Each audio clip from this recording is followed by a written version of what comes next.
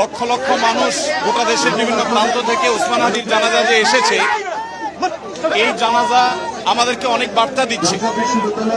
বাংলাদেশ তৃষ্ণার্ত পাখির মতো অপেক্ষা করছে এমন কিছু মানুষের, যে মানুষগুলো এদেশের স্বাধীনতা সার্বভৌমত্বের জন্য, ইনসাফ এবং ন্যায় বিচার প্রতিষ্ঠা করবার জন্য, জনগণের অধিকার আদায় করার জন্য নিজের সর্বোচ্চ শক্তিকে যারা আল্লাহর রাহে কোরবান করবে, এরকম কিছু তরুণের জন্য গোটা দেশের মানুষ অপেক্ষা করছে।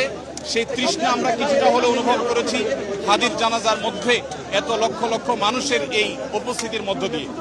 আমরা শুধু একটি কথাই বলতে চাই, আমাদের আরো হাজার হাজার শত শত হাদির প্রয়োজন, আমাদের ঘরে ঘরে হাদির প্রয়োজন।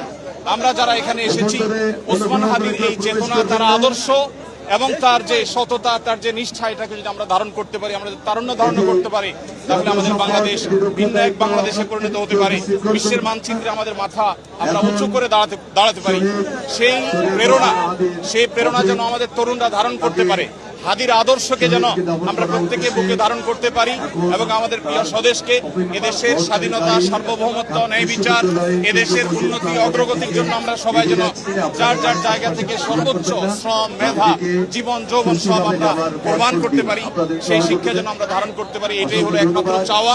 আমি দোয়া করি আল্লাহ তাআলা ওসমান হাদিকে শাহাদাতের সর্বোচ্চ মাকাম দান করুন এবং সেই সাথে ওসমান হাদির যে প্রেরণা, তার যে আদর্শ, তার যে চেতনা, সেটা যেন এই দেশে, এদেশের বিভিন্ন প্রান্তে প্রান্তরে যেন যুগ যুগ ধরে, শতাব্দীর পর শতাব্দী ধরে যেন টিকে থাকে, বেঁচে থাকে।